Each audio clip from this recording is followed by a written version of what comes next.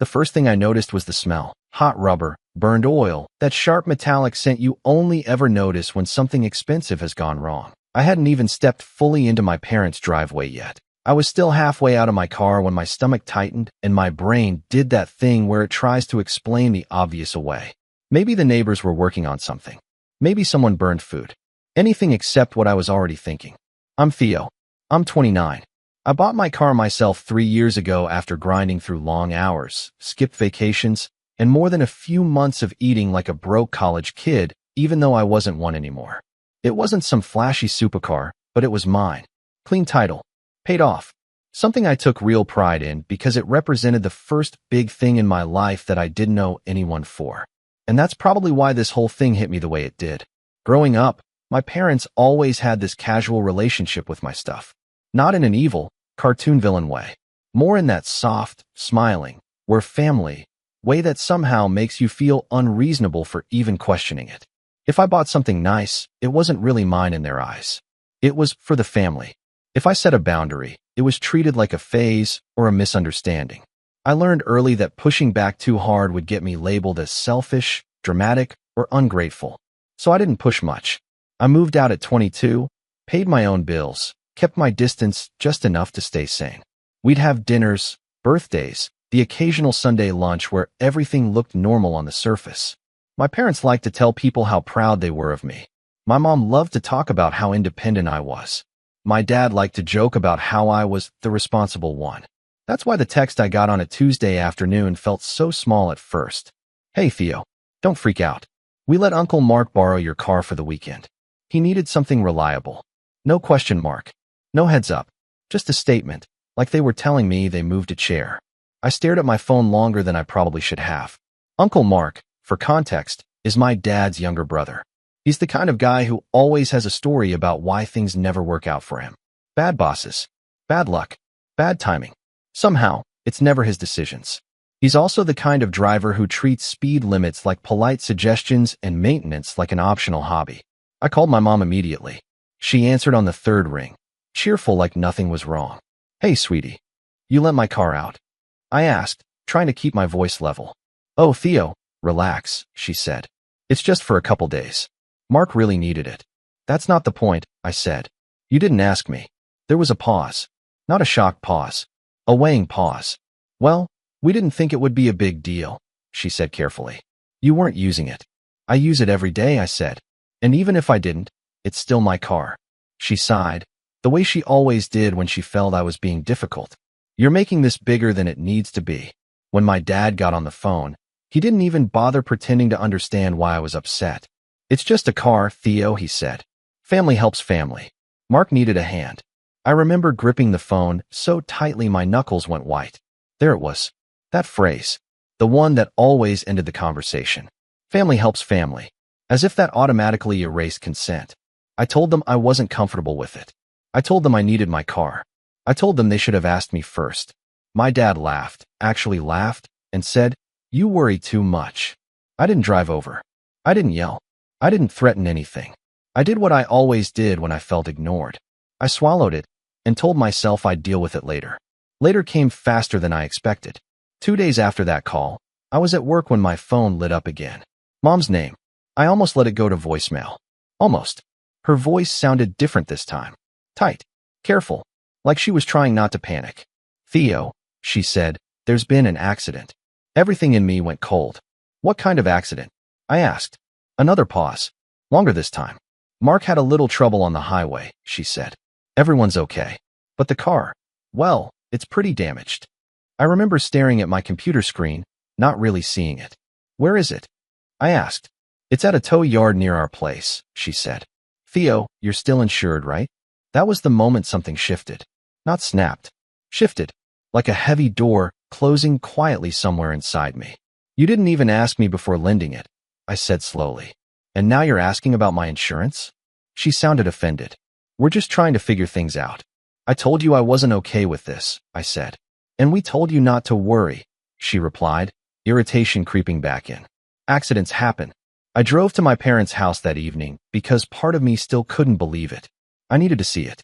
I needed proof that this wasn't just another situation they'd downplay until I felt crazy for caring. That's when I smelled it. That's when I saw the bent metal peeking out from behind their garage. The tow truck already gone. The car parked crooked like it had been shoved there and forgotten. The front end was crushed. Headlights shattered. The hood buckled like someone had folded it with their bare hands. It didn't look like a little trouble. It looked like negligence. My dad came outside, hands in his pockets, calm as ever. See? Not the end of the world. I didn't answer right away. I walked around the car, noticing details that made my chest ache. The scrape along the side where I knew exactly how it got there, because I'd parked in tight spaces 100 times and never managed to do that. The smell of coolant. The faint ticking sound as the engine cooled. Mark wasn't there. Of course he wasn't. They said you might need to file something with your insurance, my dad added casually. It'll all get sorted. I looked at him then. Really looked. And for the first time, I realized they weren't worried about me at all. They were worried about inconvenience. About paperwork. About how this would reflect on them. I asked one last question. Did Mark apologize? My dad frowned like the question itself annoyed him. He's embarrassed. What more do you want? I wanted respect. I wanted accountability. I wanted someone to acknowledge that this wasn't just a car. It was my time, my money, my boundary. Instead, my mom called from inside and said, Theo, come in. Let's not stand out here making a scene. That's when my phone buzzed again. A text from an unknown number. A photo attachment. It was a picture of my car from the highway, taken before it was towed. The caption underneath read, Sorry about the car. Things got a little wild. And that was when I finally understood something important. This wasn't an accident that just happened. This was the result of people who had never once believed they'd be held responsible for crossing me. I stood there, phone in my hand, parents waiting for me to come inside and smooth things over like I always did. And for the first time in my life, I didn't follow them. Because in that moment, I realized this wasn't the worst part yet. Not even close. I didn't go inside that night. I told them I needed air, which was half true. What I really needed was distance before I said something I couldn't take back. I drove home in a borrowed car from a friend, my thoughts looping the entire way. Every few minutes, a new detail would surface and make my chest tighten all over again. The casual way my dad said, it'll get sorted. The fact that Mark couldn't even face me. The way my mom's first instinct was to ask about insurance instead of asking if I was okay. That night, I barely slept. I kept replaying old moments I'd brushed off before. Times when my parents volunteered my time, my money, my patience without asking. Helping Mark move when I had deadlines. Loaning him tools that came back broken. Covering for him at family events when he showed up late or not at all. Every time I objected, I was told the same thing. Don't make it awkward. Don't start drama. Don't be difficult. By morning, my phone was already full. Missed calls from my mom. A voicemail from my dad. A text from my cousin asking if I'd heard about the accident yet, like it was community news. Another text from Mark himself, finally, hours after the fact. Hey man, really sorry about what happened. Roads were crazy. Stuff happens. That was it. No call. No offer to help. No acknowledgement that he'd taken something of mine without permission and destroyed it. I replied with a single question. Were you speeding? 3 dots appeared. Disappeared. Appeared again. It doesn't matter, he finally wrote. Insurance will handle it. That phrase again. Insurance will handle it. Like insurance was a magic eraser that wiped away responsibility. Later that afternoon, my parents asked me to come over to talk things through. I agreed, mostly because I wanted answers and partly because I still hoped, stupidly, that this would end with them realizing how far they'd crossed a line. They were already sitting at the kitchen table when I arrived, papers spread out between them. My car's registration. Insurance documents. A pen. My mom smiled tightly. We're just getting organized. Why do you have my paperwork? I asked. So we can help you, she said. You've always hated dealing with this stuff. I reminded her, calmly, that I hadn't asked for help, that I hadn't even agreed to file a claim yet. My dad leaned back in his chair. Theo, don't be stubborn. This is what insurance is for. I wasn't driving, I said, and I didn't give permission. That doesn't change anything, he replied. You're covered. That word again. Covered. As if coverage was the same thing as consent. They started talking over each other then, explaining how Mark was already stressed, how this could affect his job, how it would be cruel to make him pay out of pocket when I had good insurance. My mom actually said, You're in a better position than he is. I stared at her. So because I worked hard and planned ahead. I'm responsible for his mistakes? She frowned. That's not what I said. It's exactly what you said, I replied. That's when my dad's tone changed. Sharper. Less patient. You're acting like we did this to hurt you. No, I said. You did it because you didn't think about me at all. Silence filled the kitchen. The kind that presses on your ears. My mom broke it first. You're overreacting. There it was. The final card. The one they always played. Over the next week, things escalated in small, relentless ways. My parents called daily, asking if I'd filed the claim yet. Mark stopped responding to my messages entirely. When I spoke to my insurance company to understand my options, they told me something that made my stomach drop. A claim involving an unauthorized driver could raise my premiums significantly, potentially for years. When I told my parents this, they brushed it off. You can afford it, my dad said without hesitation. That sentence stuck with me more than anything else. You can afford it. Not you shouldn't have to. Not we're sorry. Just you can afford it. At a family dinner that weekend, the story had already been rewritten. My aunt patted Mark's arm and said, "You must have been so shaken." My grandmother shook her head and said, "Cars can be replaced. Family can't." I sat there, fork in hand, barely touching my food, listening to my own loss framed as an inconvenience everyone else needed to move past. When I tried to explain that I hadn't even given permission for Mark to take the car, my mom jumped in quickly. "Oh, that's not exactly how it happened," she said, smiling. "We assumed Theo would be fine with it." Assumed. Not asked. Not confirmed. Assumed. After dinner, my cousin pulled me aside and whispered, "Between us, Mark said you told him he could take it." I felt like the air had been knocked out of me. "What?" "That you offered," she said. "That you insisted." I realized then that this wasn't just negligence anymore. This was narrative control. They weren't just minimizing what happened. They were actively rewriting it to protect him. I confronted my parents in private that night. My voice shook despite my best efforts. "Did you tell people I gave permission?" My mom looked away. My dad crossed his arms. "We clarified things," my dad said. "There was confusion." "There is no confusion," I said. I said no. "Well, saying no would have made things complicated," my mom replied quietly. Something in me cracked then. Not loudly. Not dramatically. Just enough that I knew I couldn't go back to the way things were. The real breaking point came 2 days later. I got a call from my insurance company while I was at work. The agent sounded cautious. "Hi, Theo. We just wanted to verify some details on the claim that was filed this morning." My heart started pounding. "What claim?" There was a pause. "Regarding the accident involving your vehicle. It was reported as taken without your knowledge." I stood up so fast my chair tipped over. "What do you mean reported?" "The report states the vehicle was used without your consent," she said. "Essentially, a stolen vehicle incident." I felt dizzy. "I didn't file that." Another pause, heavier this time. "The claim was submitted electronically using your account credentials." I hung up and called my parents immediately. My mom answered, breathless. "We were just going to call you," she said. "Did you file an insurance claim in my name?" I asked. "Yes," she said, like it was nothing. "We did what had to be done." "You reported my car as stolen," I said slowly. "It's the easiest way," my dad said in the background. "This way, Mark doesn't get blamed." I couldn't speak. I literally couldn't find words. "You used my account," I said. "You lied. You committed fraud." My mom's voice hardened. "Don't be dramatic. We're protecting family." That was the moment everything fell into place. The favoritism, the assumptions, the way my boundaries evaporated the second they became inconvenient. They hadn't just taken my car.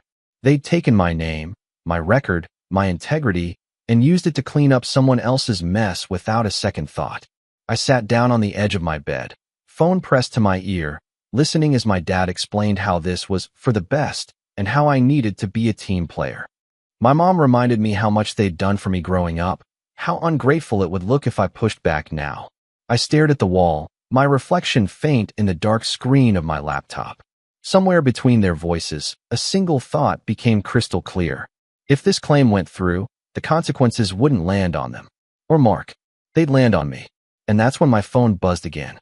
An email notification from my insurance company. Subject line, confirmation of theft report, immediate action required. I hadn't opened it yet when my dad said, "Just don't talk to anyone else about this." I didn't respond to my parents after that call. Not because I was trying to be dramatic, but because I genuinely didn't trust myself to speak without exploding. My hands were shaking long after I set the phone down. I sat there staring at the email from my insurance company, unopened, like it was something radioactive. One click and everything could get worse. Or clearer. Or irreversible. That night was the lowest I can remember feeling in a long time. Not loud, not cinematic. Just quiet and heavy. The kind of exhaustion that sinks into your bones. I kept thinking about how casually they'd crossed a line that could follow me for years. Fraud. That word echoed in my head, even though no one in my family would ever say it out loud. They didn't see it that way. To them, it was just handling things. I didn't sleep much. When I did drift off, I woke up in a panic, heart racing, convinced I'd missed another call or email. By morning, I felt hollowed out, like something fundamental had been taken from me, and I wasn't sure how to replace it. I called in sick to work for the first time in years. My boss sounded surprised but understanding. That small kindness almost broke me. It was strange how someone respecting my boundaries without question made me realize how little that happened in my own family. I finally opened the email. It was worse than I expected. The insurance company wanted a recorded statement. They needed clarification about the theft report. They mentioned potential legal implications if the information provided was inaccurate. Reading it felt like standing on the edge of a cliff and realizing the ground beneath you wasn't solid anymore. I called the insurance agent back and told her the truth. All of it. That my parents had lent the car without my permission. That I had explicitly said no. That I hadn't authorized any claim. That I was shocked to find one filed in my name. There was a long silence on the line. Then she thanked me for being honest and said they'd need to open an internal review. She advised me, gently but firmly, to change my account passwords immediately and document everything. When the call ended, I just sat there. It felt like I'd crossed an invisible line. Not toward revenge. Toward reality. The fallout started quickly. My parents noticed I'd locked them out of my insurance account within hours. My mom called first, her voice sharp and wounded. Why can't I log in? I changed my passwords, I said. You had no right, she snapped. We were handling it. You were lying in my name, I replied. My dad took over the call. His tone was cold now, stripped of the easy confidence he usually wore. Do you have any idea what you're doing? Yes, I said quietly. I'm protecting myself. That phrase seemed to offend him more than anything else I'd said before. For the next few weeks, my life shrank. I avoided family gatherings. I stopped responding to group chats. I focused on getting through each day without spiraling. My car sat untouched at my parents' house, a constant reminder of everything that had gone wrong. I took public transit. I borrowed rides. Each small inconvenience felt like punishment for trusting the wrong people. Money got tight. Not catastrophic, but uncomfortable. I had to dip into savings I'd sworn I wouldn't touch. Every time I checked my bank account, I felt a mix of anger and shame, even though logically I knew none of this was my fault. Old habits die hard. It's amazing how quickly you can start blaming yourself when you've been trained to do it your whole life. The hardest part wasn't financial, though. It was emotional. I felt unmoored. My parents had always been my fallback, even when they were frustrating. Knowing that they'd chosen Mark over me, again, in a way that could seriously harm me, forced me to confront something I'd avoided for years. They didn't just favor him. They expected me to absorb the consequences of his actions. Quietly, gratefully. That realization hurt more than the accident ever could. I started therapy around that time. I didn't tell anyone in my family. It felt like something sacred, something I didn't want filtered through their opinions. In those early sessions, I talked a lot about the car, about insurance, about betrayal. My therapist listened patiently and then asked a question that stopped me cold. When was the first time you remember feeling responsible for fixing someone else's mistakes? The answer came too easily. As weeks turned into months, something unexpected happened. Without the constant noise of my parents' expectations, my head got clearer. I slept better. I focused more at work. I took on a project I'd been hesitant about before, the kind that actually stretched me instead of draining me. My boss noticed. So did my coworkers. I started saving again, slowly. I tracked every expense. I rebuilt what had been chipped away. It wasn't glamorous, but it was steady. For the first time in a long while, I felt like I was moving forward on my own terms. The insurance situation dragged on, but it didn't explode the way I'd feared. Because I'd spoken up early, because I'd documented everything, the claim was frozen pending investigation. No payout yet. No blame assigned yet. Just a waiting game. My parents, meanwhile, grew colder. They stopped asking how I was. Conversations became transactional. When we did speak, it was laced with guilt. My mom reminded me how stressed she was. My dad warned me that dragging this out could hurt Mark long term. No one asked what it was doing to me. Mark finally reached out one evening. Not to apologize, but to pressure me. "You really need to drop this," he said. "You're making things worse than they need to be." "For who?" I asked. "For everyone," he replied. I almost laughed. Everyone never seemed to include me. What surprised me most during this period was how much support I found elsewhere. Friends I hadn't leaned on before stepped up without hesitation. One offered to help me look for a new car when the time came. Another sat with me one night while I vented, never once telling me to forgive or move on. That contrast was impossible to ignore. Slowly, my anger transformed. It didn't disappear, but it sharpened. It became focused instead of chaotic. I stopped fantasizing about explosive confrontations or dramatic speeches. Instead, I started asking practical questions. What did I need to feel safe? What boundaries were non-negotiable? What would accountability actually look like? I realized something else too. My parents had always counted on my silence, on my desire to keep the peace, on my fear of being the bad son. The moment I stopped playing that role, everything shifted. One afternoon, while organizing old documents for the insurance review, I found something interesting. Not related to the accident directly, but relevant. A pattern. Old emails, texts, messages that showed how often decisions had been made about my belongings without my consent. Small things, spread over years, forming a clear picture when placed side by side. I didn't do anything with it right away. I just saved it, labeled the folder carefully, backed it up. For the first time since the accident, I felt a sense of control. I still hadn't confronted my parents about the full extent of what they'd done. I hadn't told them about the documentation. I hadn't told them how close they'd come to ruining my record. They assumed I'd eventually cave, smooth things over, let it all fade. They were wrong. One evening, months after the crash, my mom called with a tone I recognized instantly. Sweet. Careful. Like she was preparing to ask for something. "Theo," she said, "we need to talk. There's been a development." I closed my laptop slowly, my heart steady in a way it hadn't been before. "About what?" "About the car," she replied. "And the insurance." As she spoke, I listened closely, not just to her words, but to what she wasn't saying. And when she finished, I realized this wasn't just another update. When my mom said, "There's been a development," I didn't answer right away. Not because I was trying to be dramatic, but because I'd learned something important over the past few months. Silence made people reveal more than words ever could. She filled the gap almost immediately. "The insurance company called your father," she continued. "They're asking questions. Serious ones." I leaned back in my chair and looked out the window of my apartment. It was quiet outside. Normal. People walking dogs, cars passing by, life moving on. It felt surreal that my entire family's tension revolved around something I hadn't even caused. "What kind of questions?" I asked. "Well," she said carefully, "they want clarification about who had permission to drive the car." There it was. The moment I'd been waiting for without fully admitting it to myself. "I already gave them clarification," I replied. She exhaled sharply. "Theo, you didn't need to go that far." "I went exactly as far as the truth," I said. Her tone shifted, losing the softness. "You know what this could do to Mark." I closed my eyes. Same script. Different day. After that call, I didn't feel angry. I felt ready. Ready in a way I hadn't been before. The months of therapy, distance, and quiet rebuilding had done their job. I wasn't reacting anymore. I was thinking. I called the insurance agent again and asked what the next steps were. She explained that the investigation was moving forward and that statements from all involved parties would likely be required, including my parents, including Mark. Should I be worried? I asked. There was a pause.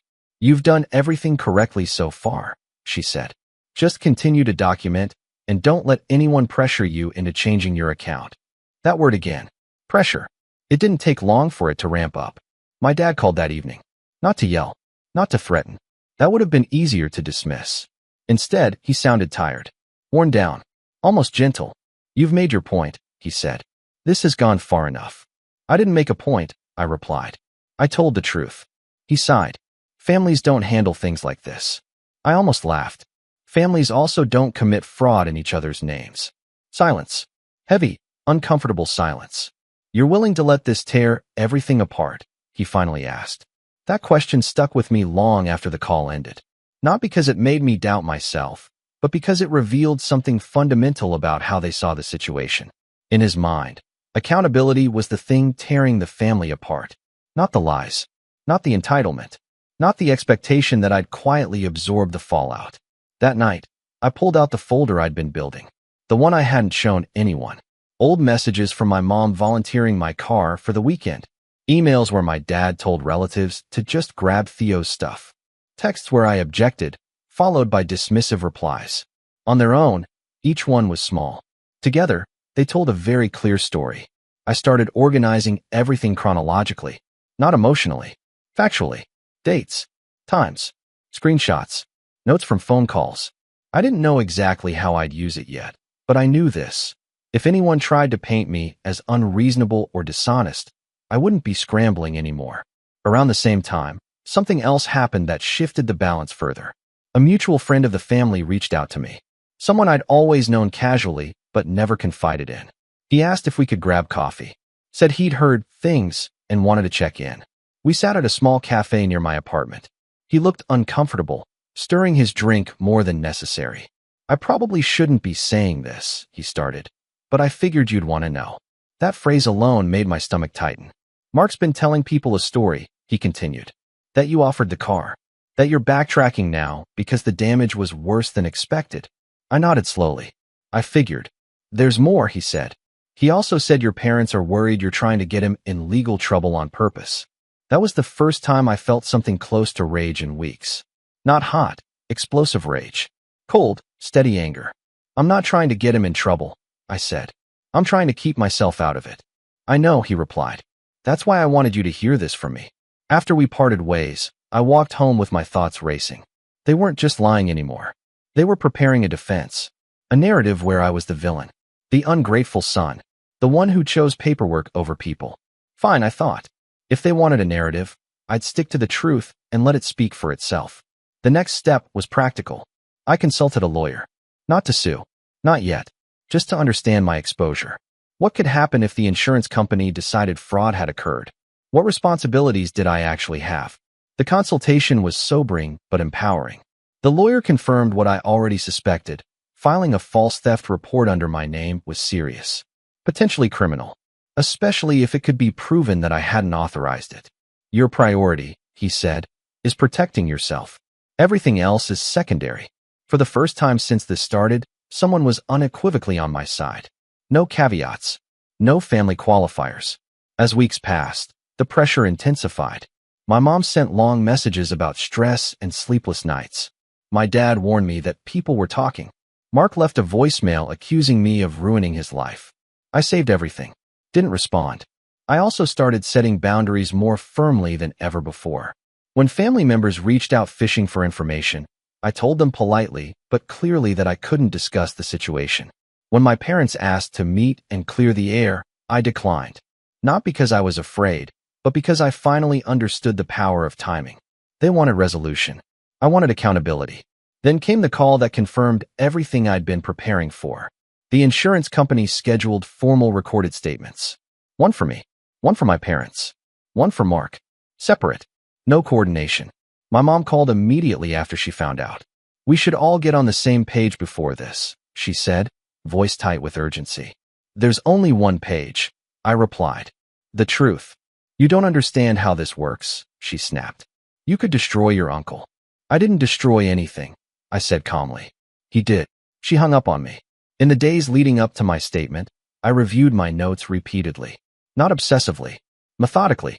I practiced answering questions without emotion. Without embellishment. Just facts. I also had quiet conversations with people who mattered. Friends. Colleagues.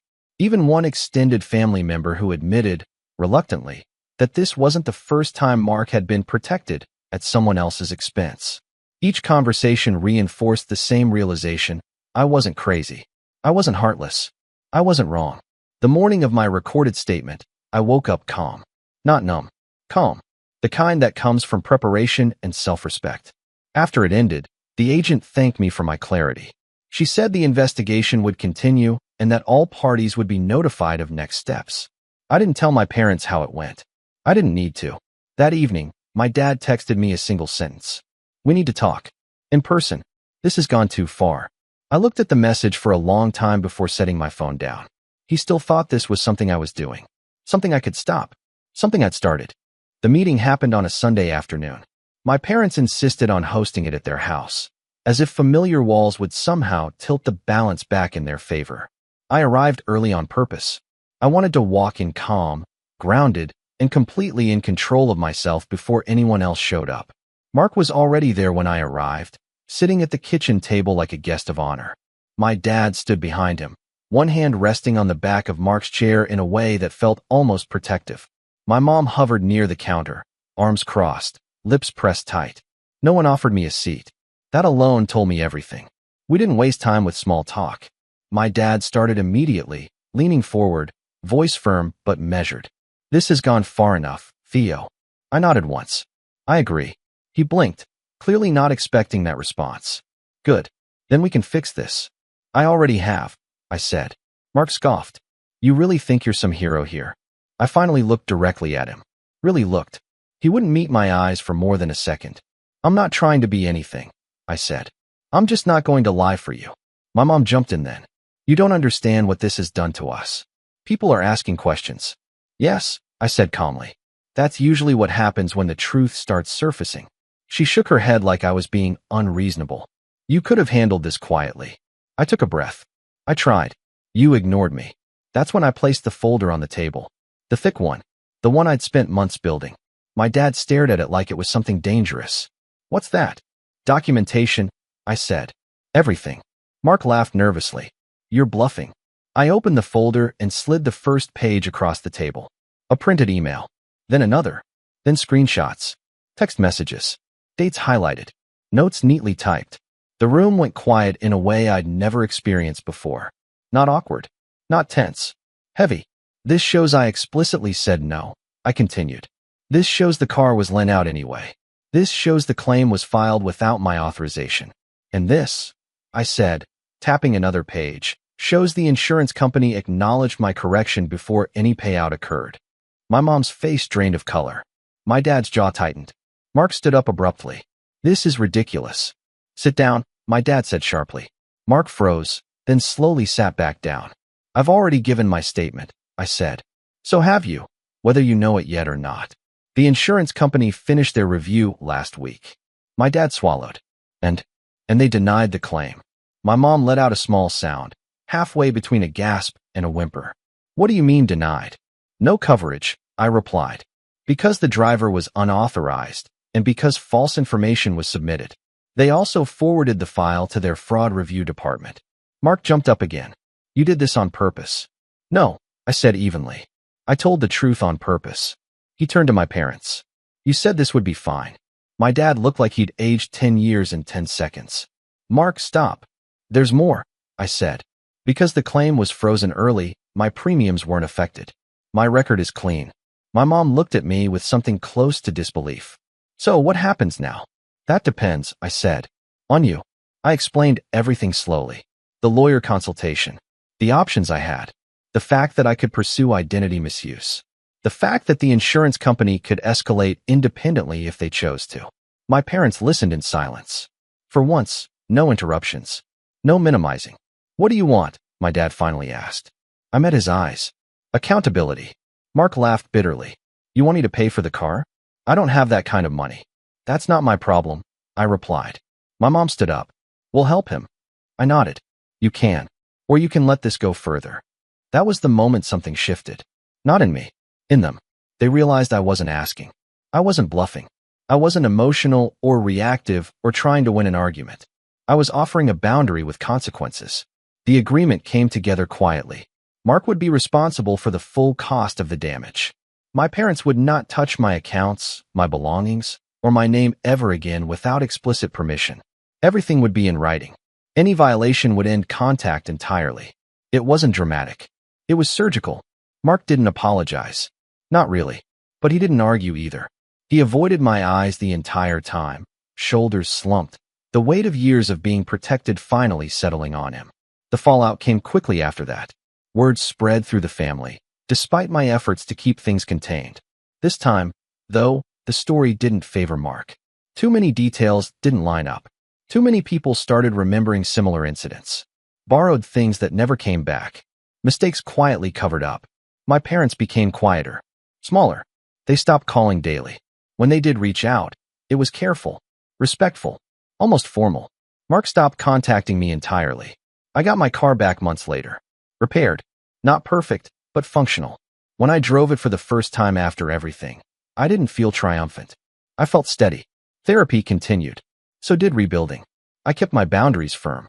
I didn't cut my parents off completely, but the relationship changed. They knew now that I wasn't a safety net they could stretch indefinitely. One evening, my dad admitted something he'd never said before. "We relied on you too much," he said, "and we didn't protect you." I accepted the statement without comment. Not because it fixed anything, but because it was the truth. I learned something through all of this. Revenge doesn't always look like shouting or punishment or public humiliation. Sometimes it looks like refusing to be the quiet solution to someone else's chaos. I didn't destroy my family. I stopped letting them destroy me. And for the first time in my life, that was enough.